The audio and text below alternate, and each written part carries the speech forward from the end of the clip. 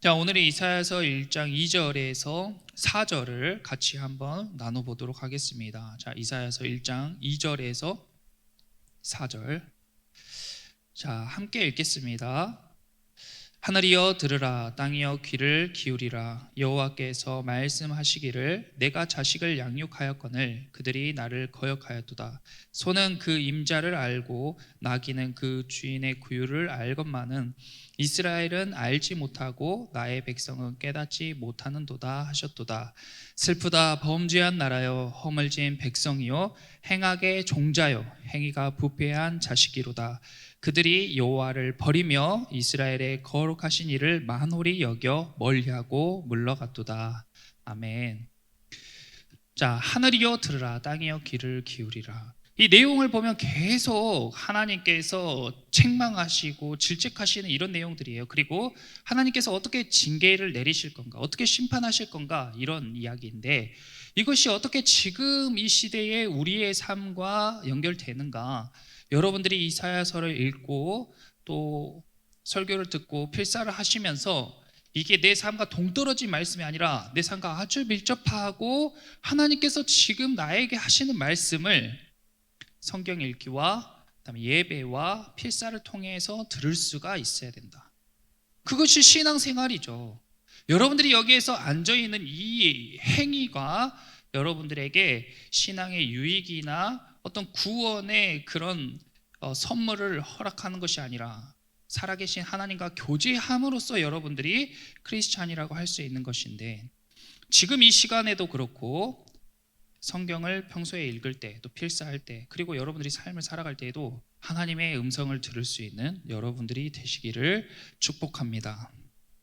이 말씀도 지금 이사야가 본 것과 그 다음에 들은 것, 그리고 하나님께서 이사야에게 주신 그러한 내용들을 지금 쭉 적어 놓은 거예요. 그런데 우리가 지금 이사야서를 이제 앞으로 쭉 나눌 때 볼 건데, 하나님께서 이스라엘에 대해서 징계를 하시는데 아주 무섭게 하시잖아요. 아주 무섭게 하신단 말이에요. 매를 맞는데 세게 때리신단 말이에요. 그런데 하나님께서 우리가 매를 맞을 때에 방심하고 있는데 툭 맞으면, 나를 때리는 사람이 언제 때릴지 모르면 그 두려움이 맞을 때보다 더하게 되죠. 그렇잖아요? 그러니까 하나님께서 이 이사야서를 기록하신 그 시기와 왜 이것을 기록했는가를 알면 이것이 두려움과 떨림으로 다가오는 것이 아니라 은혜롭게 우리가 받을 수가 있는 것이. 왜냐하면 하나님께서 여기 2절 후반부에 내가 자식을 양육하였거늘 이렇게 말씀하셨잖아요. 그러니까 이스라엘 백성을 자식처럼 여겼다 이 말이에요. 마찬가지로 저와 여러분도 하나님께서 자식처럼 여기는데, 우리 부모님이 내가 집에 있을 때 들어와서 이유 없이 나를 막 패요.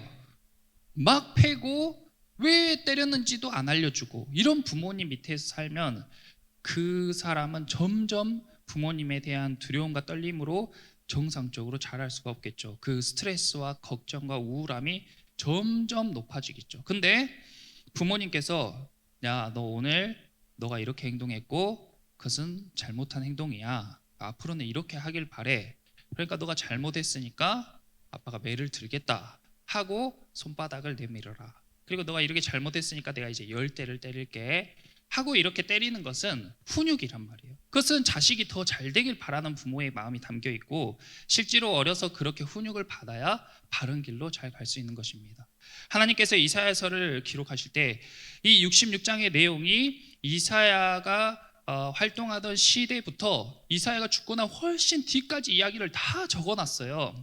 하나님께서 알려주시지 않으면 인간이 그것을 알 수가 없는 것이죠. 근데 하나님께서 그걸 왜 알려주셨냐? 너희가 이전에 이렇게 행동했고 그리고 이후로는 이렇게 내가 너희를 이렇게 변화시키기 위해서 지금 너희에게 이렇게 징계를 내리는 거야. 벌을 주는 거야. 그러니까 하나님께서 이스라엘이 다시금 회복되길 바라는 마음에서 다시 하나님께서 바라시는 그런 아름다운 모습으로 살아가게 하기 위해서 지금 이러한 심판을 허락하신다 이것입니다. 그러니까 지금 이 장면은 마치 재판장의 판사 앞에 있는 피고인과 같은 모습이에요. 이 하나님이 재판장으로 딱 서 계시고 이스라엘을 피고인으로 세웠어요. 그리고 그 피고인을 증언하는 증인들과 배심원들을 누구를 세웠냐면 하늘과 땅을 세운 거예요. 그래서 하늘이여 들으라, 땅이여 귀를 기울이라 이렇게 이야기를 한 겁니다. 왜 하늘과 땅을 이야기했는가? 세상의 법정은 사람이 판사도 하고 변호사도 하고 검사도 하고 배심원도 하고 증언도 해요. 그러니까 사람의 재판은 아무리 공의롭고 아무리 정의롭게 하려고 해도 구멍이 있기 마련이에요. 정의롭지 못한 판사가 있을 수 있고 정의롭지 못한 증인이 증언을 할 수도 있고 공의롭지 못한 배심원들이 잘못된 판결을 내릴 수도 있는 것이죠. 그런데 하늘과 땅은 사람과 같이 부분적으로 알고 어디 한쪽으로 마음이 치우치는 것이 아니라 모든 것을 다 알고 그리고 치우치지 않는 마음으로 증언할 수 있죠. 왜냐하면 다 말하니까. 하늘이 듣고 땅이 듣는다는 것을 어떻게 이스라엘뿐만 아니라 우리나라도 전 세계적으로 알았는지 뭐 속담이나 그 전해져 내려오는 이야기들을 들어보면 그런 말들이 많이 있잖아요. 뭐 반말은 쥐가 듣고 낱말은 새가 듣는다 이런 속담도 있고 하늘이 알고 땅이 안다 막 이런 말도 있잖아요. 어떻게 사람들이 하늘과 땅이 이렇게 듣고 보고 있는 것을 알고 있었을까? 성경에서도 그것에 대한 이야기가 있는데 먼저 시편에 보면은 시편 50편에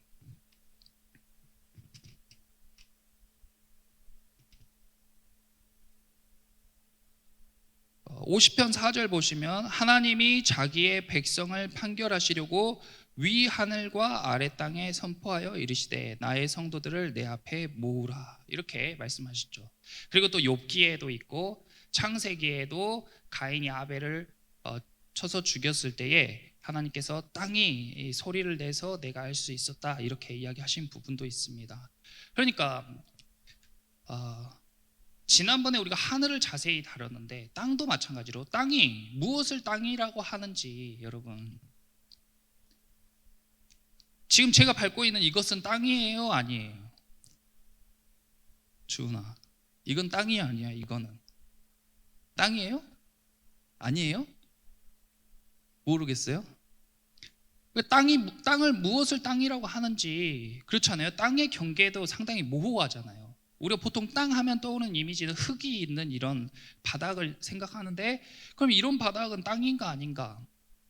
그러니까 성경에서 하늘이라고 하는 것과 땅이라고 하는 것은 지난번에 이야기한 것처럼 보이는 것과 보이지 않는 것을 이야기하는 것일 수도 있고 또 상징적으로 하늘은 위를 이야기하고 땅은 아래를 이야기해요. 그러니까 위에 있는 것과 아래에 있는 것이 다 우리를 그러면 우리가 위아래에서 벗어날 수 있는 어떤 공간이나 그 시간이 없잖아요. 그 안에 우리는 다 제한되어 있잖아요. 그러니까 우리의 일거수일투족을 낱낱이 다 보고 계신다, 다 기록하고 있다 이런 뜻이에요. 저는 여러분이 뭐 하는지 잘 모르고 여러분도 제가 집에서나 아니면 혼자 있을 때 뭐 하는지 잘 모르시잖아요. 그런데 하늘은 알고 땅은 안다. 그리고 하나님께서 우리를 심판하실 때에 야 하늘과 땅 이 친구에 대한 기록을 다 나에게 이야기해봐라. 조목조목 다 이야기를 하는 거예요. 그래서 들어봤더니 이스라엘에 대해서 하늘과 땅에게 쭉 들어봤더니 하나님께서 내가 자식을 키웠는데 이 자식들이 나를 거역했구나 하고 이야기하는 거예요. 깊은 탄식이죠. 오늘 이야기 나눌 주제가 하나님을 거역하는 삶이에요. 하나님을 거역하는 삶. 거역하는 것이 어떤 것인가에 대해 잘 들어보고 또 나는 하나님을 지금 거역하고 있지 않은가 이런 걸 한번 생각해 보는 시간을 가졌으면 좋겠습니다. 자, 3절에 소는 그 임자를 알고 나귀는 그 주인의 구유를 알건만은 이스라엘은 알지 못하고 나의 백성은 깨닫지 못한도다 하셨도다. 이 소와 나귀를 이야기한 것은 그 당시에 소와 나귀가 눈에 자주 보이는 흔한 동물이었기 때문에 소와 나귀를 예로 든 거예요. 그러면 우리 지금 이 시대에 우리 눈에 잘 보이는 동물들은 뭐예요? 개와 고양이가 자주 보이죠. 개와 고양이. 그러면 바꿔서 이야기해 보면 개는 그 임자를 알고 고양이는 그 주인을 알건만은 너희는 왜 알지도 못하고 왜 깨닫지도 못하냐. 하나님께서 지금 이렇게 이야기하시는 거예요. 자, 개와 고양이를 우리가 지금 이 시대에 많이 키우니까 이 반려동물이라고 하죠. 지금 우리가 가정에서 왜 그렇게 반려동물을 키우는 가정이 많아지고 있을까 하고 생각을 해봤어요. 그런데 이것에도 하나님의 어떤 그런 뜻이 있는 것 아닐까 그런 생각이 들었습니다. 네. 강아지나 고양이 키우시는 분 많이 있죠. 여기도 많이 있죠. 근데 너무 예쁘잖아요. 새끼 때 만약에 딱 이렇게 입양해가지고 강아지나 고양이를 딱 데려왔어. 이만한 쬐끔하게 너무 귀여워. 막 손으로 우유를 찍어서 막 먹이고 이렇게 키웠어요. 이렇게 예쁜 옷도 사주고 집도 만들어주고 막 키웠어요. 근데 얘가 조금 크더니 막 나를 보고 짖어. 나만 보면 짖어. 와 짖고 막.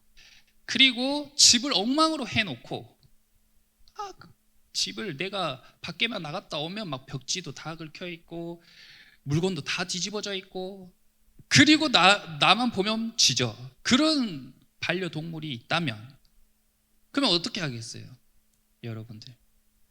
그런데 이 녀석이 잘못을 하다 못해 나중에 내 자식을 제가 만약에 반려동물을 키웠는데 우리 노아가 지금 6개월이잖아요. 갓난이잖아요. 아무것도 못한 갓난이를 가서 물어버렸다. 그래서 노아가 크게 다쳤다. 그럼 제가 그 반려동물을 어떻게 하겠어요? 하나님이 지금 그런 마음이죠.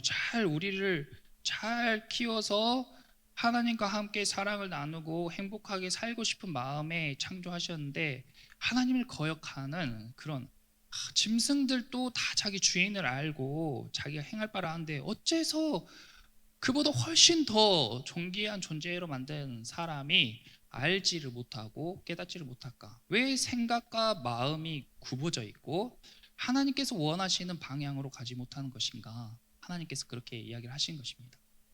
그래서 4절에 하나님의 탄식이 슬프다예요. 슬프다. 이것은 보통 슬픔이 아니고 엄청 슬프다는 거예요. 엄청 슬프다. 깊은 탄식.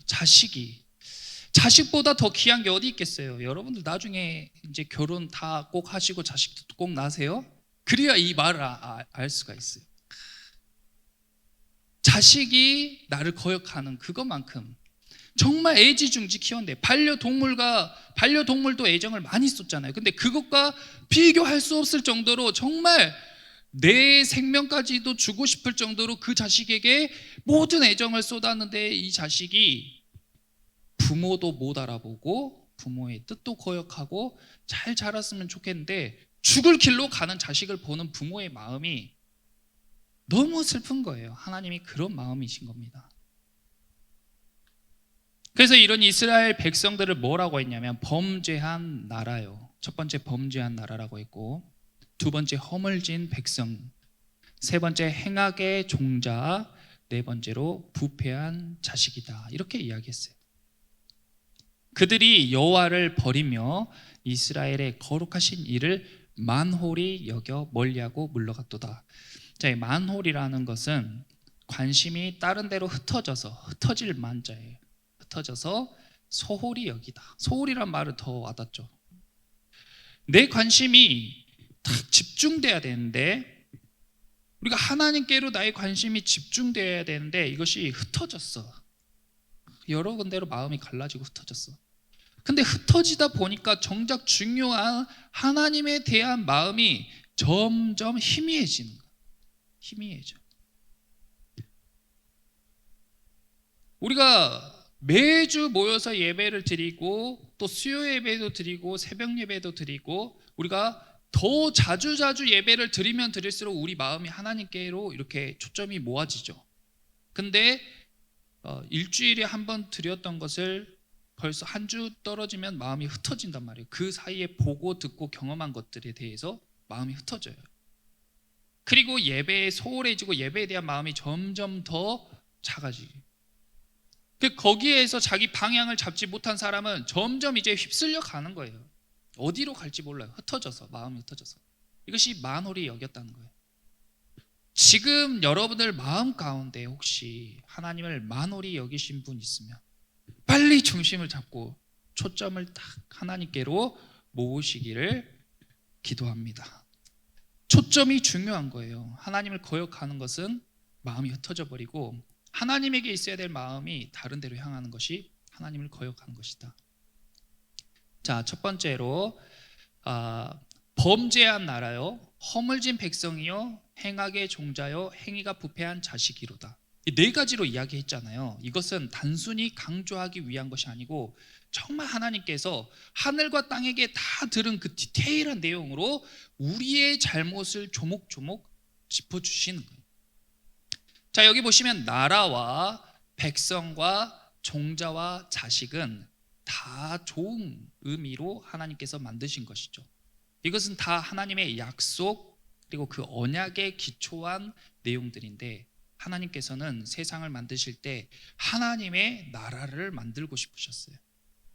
그래서 복음은 무엇이냐면 하나님 나라의 복음이에요. 그래서 그 나라는 정의롭고 공의롭고 사랑이 넘치고 불의가 없고 아픔도 없고 죽음도 없고 눈물과 슬픔도 없는 그런 나라예요. 그런 나라를 만들어서 하나님께서 우리와 함께 살자 이렇게 말씀하신 거예요. 근데 인간이 하나님을 거역함으로 인해서 그 나라에서 쫓겨나게 됐죠. 그래서 하나님이 다시 이 나라를 회복시켜서 내가 새 나라를 만들 테니까 그때 우리 다 같이 다시 살자 하고 말씀하신 거예요. 그것이 하나님의 약속이죠. 근데 하나님의 나라가 아니라 범죄한 나라가 됐어요. 이 범죄한이란 뜻이 무엇인가? 범죄한이라는 것은 이 히브리어로 하타라는 건데, 그러니까 방향이 이렇게 잘못됐다는 거죠. 그럼 방향이 잘못되면 어떻게 돼요? 하나님이 여기 계셔요.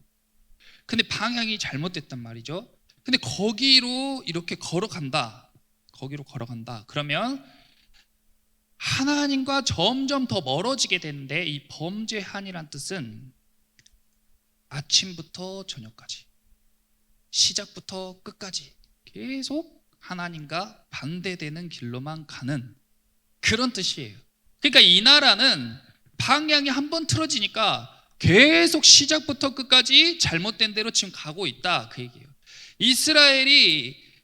지금 이스라엘이 점점 이렇게 부패하고 타락한 과정을 보면 하나님께로 어떤 왕은 하나님을 받다가 어떤 왕은 뒤로 받다가 하는데, 점점 이 빈도수가, 이 반대 방향이 점점 더 많아지면서 점점 더 멀어지는 그런 걸 볼 수가 있잖아요. 이 시기는 완전히 하나님께 반대돼서 쭉 지금 가고 있다. 그러니까 여러분은 지금 여러분의 인생은 하나님을 바라보면서 잘 가고 있습니까? 아니면 엉뚱한 방향으로 쭉 가고 있습니까? 방향이 잘못된 사람은 아침에 눈 뜰 때부터 저녁에 눈 감을 때까지 엉뚱한 데로 가는 거예요. 여러분들 마음이 어디 있냐? 눈을 딱 뜨면 주님 오늘 또 하루를 주셔서 감사합니다. 아니면 하나님 오늘 또 하나님과 동행하게 해주세요. 이런 삶을 살아요? 아니면 눈 뜨자마자 오늘은 내 친구가 뭘 올렸지? 아니면 오늘 재밌는 게 뭐 있지? 학교 가기 싫다. 뭐 이런 거 다른 생각들로 시작해서 밤에 잠잘 때도 하나님 오늘 하루 제가 실수하거나 하나님께 잘못한 것이 있으면 용서해 주세요. 제가 깨닫게 해주시고 회개하게 해주세요.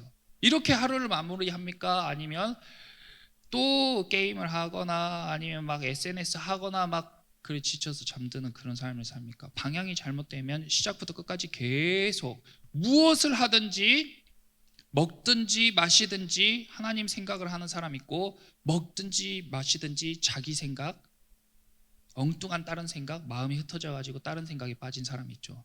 이 나라는 지금 완전히 잘못된 방향으로 가고 있었어요. 두 번째로 허물진 백성이라는 것은, 허물을 졌다는 것은 이 어깨에 짊어지다 이런 뜻이잖아요.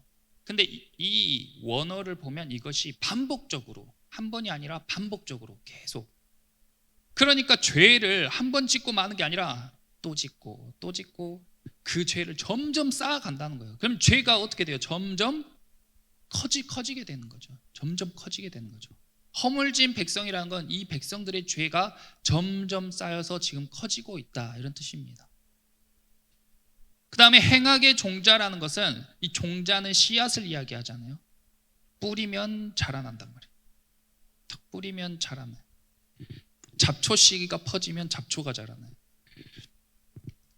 벼씨가 뿌려지면 벼가 자라나요. 팥 심은 데 팥 나고 콩 심은 데 콩 나요. 여러분의 말과 행동이 심겨진단 말이에요. 여러분들의 행동을 통해서. 근데 이스라엘 백성들도 마찬가지, 이스라엘 백성들의 말과 행동을 통해서 심겨지는데 뭐가 심겨지냐면 행악이 심겨져요. 죄의 싹이 자라나요. 죄의 열매가 자라나요. 그러니까 이 사람들이 가서 말만 하면 싸움이 일어나요. 분쟁이 생겨요. 욕심과 시기와 다툼, 질투가 생겨. 비난하고 헐뜯고 남 흉보고 의심하고 이런 게 자꾸 생긴단 말이에요. 그러면 그 사람이 또 물들어서 또 퍼뜨리고 또 퍼뜨리고, 완전히 이 비온 뒤에 잡초를 보면 언제 얘가 이렇게 자랐는지도 모르게 산에 빼곡히 잡초들이 자라버린 것처럼, 자르면 또 자르고 자라면 또 자라고, 그런 것처럼 우리도 이 행악의 종자들이 가만히 있으면 좋은데 하지 않아도 될 말들을 막 하고 하지 않아도 될 행동들을 막 하니까 죄가 점점 더 자라나는 거예요. 퍼져가는 거예요. 바이러스처럼. 코로나보다 더 무섭게 퍼져가는 거예요, 죄가. 그래서 결국 부패하게 되죠. 썩는다, 그 말이에요. 썩어요. 하나님이 썩은 자식이라고 한 거예요. 죄에 찌들어가지고 썩었다. 다 썩은 거 어떻게 해야 돼요? 썩은 것은 썩은 걸 어떻게 해야겠어요? 썩었는데 썩은 과일을 어떻게 해요? 그 다시 싱싱하게 바꿀 수가 있어요? 썩은 살을 어떻게 해야 돼요? 썩은 살을. 썩은 자식이란 거예요. 부패한다는 건 썩었다는 거예요. 지금 이스라엘의 현상을 이렇게 표현한 것입니다. 자, 제가 영상을 하나 준비했어요. 지금 요즘 베이징 올림픽이 계속 하고 있잖아요. 베이징 올림픽. 그거 보면 저는 그 엊그제 한번 봤는데 엄청 막 속이 터지더라고요. 근데 선수들이 엄청 의연하게 계속 경기에 나가는 모습을 보면서 대단하다 생각했는데, 자, 이 베이징 올림픽에 관한 영상입니다. 한번 봐보세요. 중국의 쇼트트랙은 역사 속에서 수많은 부정행위를 저질렀지만 간단한 검색만으로도 나오는 사례를 살펴보면 2012년 쇼트트랙 월드컵 5차 최종 당시 한국이 결승 1위로 들어왔으나 중국 판커신 선수의 반칙으로 한국 선수가 실격 처리되는 황당한 사건이 있었습니다. 판커신의 억울하다는 듯한 제스처는 우리 국민 모두를 분노하게 했죠. 그리고 2013년 쇼트트랙 세계선수권대회 크게 아웃코스로 돌며 추월을 시도하던 박승희 선수 뒤로 중국의 판커신이 일부러 다가와 팔을 잡아당기는 모습이 대놓고 찍히기도 했습니다. 앞 선수를 추월한다는 가장 기본적인 목표를 생각한다면 결코 나올 수 없는 코스인데, 이 중국 선수는 자신의 앞에 있는 중국 선수를 추월할 박승희 선수를 제거하기 위해 일부러 진로를 아웃코스로 빠지며 방해 공작을 펼친 것이고, 이것은 두 눈이 달려있다면 누구도 부정할 수 없죠. 물론 박승희 선수는 중국의 반칙 따위 연연하지 않고 역전에 성공했지만 판커신은 기어이 그녀에게 달라붙어 팔로 밀어버리는 반칙을 했습니다. 그리고 이때 당시의 심판진들 역시 이리로 골인한 박승희 선수에게 반칙을 선언하고 정말로 반칙패 당했어야 할 판커신을 어드밴스로 올리는 천인 공노할 일을 저질렀습니다. 2013년 쇼트트랙 세계선수권대회에서는 판커신의 친구 왕멍이 박승희 선수와 자폭을 하기도 했습니다. 이번 베이징 올림픽에서 수많은 망언으로 욕을 듣고 있는 왕멍인데, 왕멍은 이 반칙으로 실격 처리됐지만 다른 경기에서도 물불 가리지 않는 경기 운영을 보여 결국 종합 1위의 타이틀을 따내는 양심 없는 행보를 보였죠. 동일 대회 3000m 계주에서는 한국이 1위로 달려가던 도중 판커신이 자신의 주특기 몸통 박치기를 시도하며 한국 선수를 넘어뜨리기도 했습니다. 2014년 소치 올림픽 여자 1000m 결승에는 이제 그들의 반칙에 이골이 났던 박승희 선수가 판커신의 반칙은 예상했다는 듯 결승점 직전 판커신이 그녀를 낚아채려는 것을 가볍게 뿌리치고 결국 금메달을 목에 걸었는데 이때 판커신의 변명은 순간 중심을 잃었을 뿐이었습니다. 대한민국의 대표적인 쇼트트랙 선수 김동성은 중국에 대해 다음과 같이 말했습니다. 걔네들은 조금이 아니라 그냥 죄책감이 없어요. 다리를 잡아당기는 게 자기 실력이고 기술인 줄 알아요. 걔네들은 상대 선수에게 절대 미안한 감정도 갖지 않고요. 자기 실력으로 메달을 딴 거라며 되려 뻔뻔하게 나옵니다. 그리고 이러한 그들의 행동에는 늘 올림픽 심판의 지지가 뒤따릅니다. 중국 선수와 경기를 치를 때는 항상 편파 판정이 있었고 특히 중국 땅에서 할 때는 더 심각해요. 중국은 그냥 자기네 나라 아니면 다 깎아내리는 해설이라든가 경기력을 보여주는데 다 같이 좋은 시합하자는 분위기가 아닌 그냥 우리 잔치나 구경하라 이건 것 같아요. 자, 봐보세요. 지금 중국은 대표적인 공산 국가고 공산주의 국가의 특징은 뭐냐면 공산주의라는 것 자체가 종교예요. 그래서 다른 종교를 인정하지 않습니다. 그래서 중국이 이 공산화를 더 강화시키면서 가장 먼저 한 게 뭐냐면 교회들을 무너뜨리는 거예요. 십자가를 강제 철거시켜버리고 예배드린 사람을 흩트고 예배 인도자들을 체포합니다. 그리고 언론을 통제하고 SNS 이런 것도 자유롭게 하지 못해요. 완벽하게 통제할 수 있는 상황이 된 이후에 그들의 행보가 어떠냐면 저렇게 막 가자는 겁니다. 베이징 올림픽을 보면 중국이 반칙을 하는데 당한 사람에게 실격을 주고 그리고 억울하게 메달을 놓친 사람들이 눈물 흘리고 있으면서도 막 그런 거 아랑곳하지 않고 자기들 실력으로 이겼다고. 방금 보니까 다리를 걸려 넘어지게 하고 팔을 잡아당기고 이걸 기술로 생각한다잖아요. 근데 올림픽이나 월드컵 같은 이런 스포츠 정신이 무엇입니까? 스포츠맨십이라 불리는 스포츠 정신이 정의와 공의잖아요. 정말 스포츠하는 그 정신을 생각해보면 정의롭게 하는 거잖아요. 졌어도 상대방의 수고와 노력과 실력을 인정해주고 멋지게 다음을 기약하는 게 스포츠맨십이잖아요. 근데 저렇게 되면 이제 엉망진창이 되는 거죠. 누가 저런 것에 박수를 치고 저런 경기에 기대감을 갖겠어요? 다 돈으로, 심판도 돈으로 매수해서, 심판도 아까 판결을 하는 판사와 증인과 배심원 같이 엉터리, 누가 봐도 엉터리인 심판, 양심도 없고, 그리고 자기들 실력으로 이겼다고 기뻐하고, 저런 모습에 범죄한 나라죠. 엉뚱한 방향으로 무엇을 위해 저렇게 가고 있겠어요?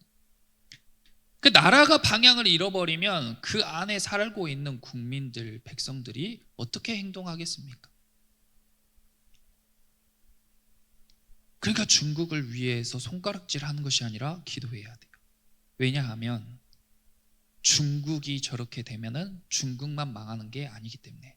우린 다 하나다. 주 안에서 우리가 다 하나인데 이것이 상징적이고 의미적으로만 하나가 아니라 아까 서두에 이야기했다시피 하나님께서 우리를 하나님의 나라를 만들기 위해서 창조하셨어요. 그러니까 이사야서에서, PPT 보여주세요. 이사야서에서 하나님이 우리를 심판하시잖아요. 심판을 하신단 말이에요. 이렇게 우리가 다 심판받게 되어 있습니다. 근데 하나님이 왜 사랑이 많으시고 하나님이 우리를 아끼시는데 왜 우리를 심판하시는가? 왜 이런 전쟁과 기근과 끔찍한 고통을 허락하시는가? 그것은 우리는 지금 시대에 너무 나 자신만 생각하고 개인만 생각하게 점점 세뇌당하고 나밖에 볼 줄 모르니까 그런 의문이 생긴 거예요. 그런데 우리는 과거로 조금만 돌아가 보면 항상 우리를 생각했단 말이에요. 근데 하나님은 그걸 원하세요. 그러니까 이 나라가 많은 백성들로 이루어진 한 몸인 것처럼, 교회가 한 몸인 것처럼, 그리고 열방이 한 몸인 것처럼 우리 몸도 수조 개의 세포로 이루어져 있잖아요. 그 세포도 각기 각자의 할 일을 하고 행동을 한단 말이죠. 그러니까 열방은 한 사람의 몸과도 같은데 한 나라가 썩었다는 것은, 한 나라가 상했다는 것은 어떤 의미인가? 그 죄악이, 그 병이 다른 곳으로 전이 되고 퍼져가는 것을 의미하는 거예요. 여러분의 몸에 나쁜 나쁜 세포가 있어요. 죽어가는 세포가 있는데 옆에 세포들까지 빠르게 죽이는 나쁜 세포가 있어. 암이죠. 흔히 암이라고 이야기하는데 그 암세포가 있다는 것을 알았을 때에 여러분들은 그 암세포에 대한 미련으로 얘는 절대 보낼 수 없어 하고 계속 품고 있겠어요? 아니면은 빨리 병원에 가서 수술해서 그 암세포를 도려내겠어요? 거기 암세포 품고 제발 하나님 이 암세포를 다시 건강한 세포로 살려주세요 하실 분 있어요? 없죠. 그런 분 없죠. 빨리 도려내야 된단 말이에요. 빨리 알고 초기에 잡을수록 회복할 확률이 높다. 마찬가지로 이 나라도 지금 중병에 걸려 있는데 하나님께서 수술을 들어가신 겁니다. 대의사이신 하나님께서 지금 집도를 하고 계신 거예요. 썩은 부위는 도려내야죠. 그것을 의사가 살을 도려낸다고, 썩은 살을 도려낸다고 그 의사가 잘못했다고 말할 사람이 있겠습니까? 그 살덩이가 아깝다거나 그 살덩이가 불쌍하다고 할 사람이 있어요? 그 사람을 살리려고 그렇게 하는 건데. 그러니까 이 나라도 빨리 도려내야 되는 거예요. 완전히 썩었다는 거예요. 완전히. 중국이 부패하면 어떻게 돼요? 부패하면 부패할수록 가까이 있는 우리나라도 계속 그 영향을 받게 되는 거예요. 여러분들이 그 영향을 받게 되는 거예요.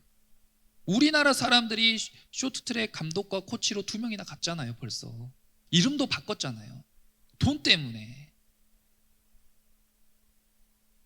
우리도 그렇게 영향을 받을 수 있다. 점점 우리나라도 지금은 중국보다 정의롭지만 언제 어떻게 변할지 모르고 올림픽 경기장이 뒤에서 그 돈 거래하는 것과 반칙과 그런 편파와 이런 것들이 난무하는, 정말 보면 인상이 찌푸려지는, 아무런 기대감이나 감동이 없는 그런 스포츠 현장으로 변할 수도 있다. 세상이.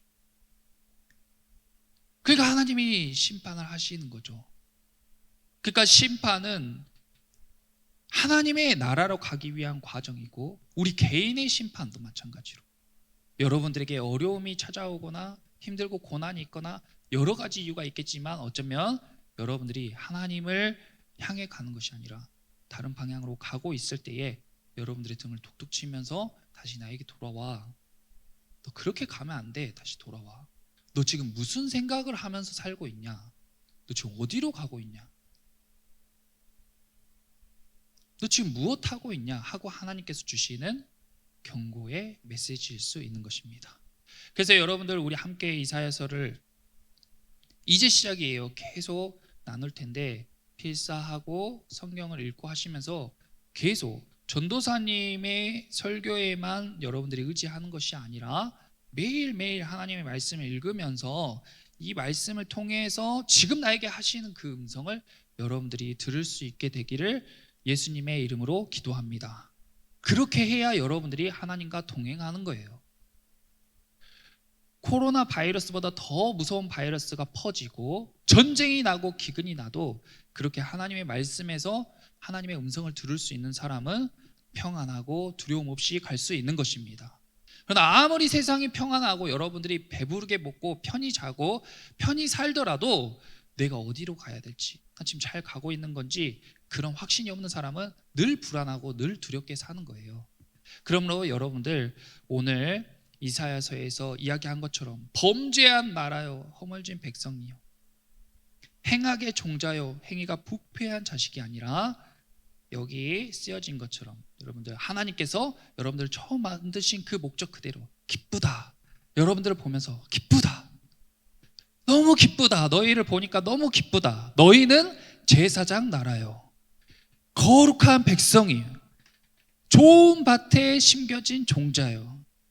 나의 하나님의 자식이로다. 이런 말 들을 수 있는 저와 여러분들이 되시기를 예수님의 이름으로 기도합니다.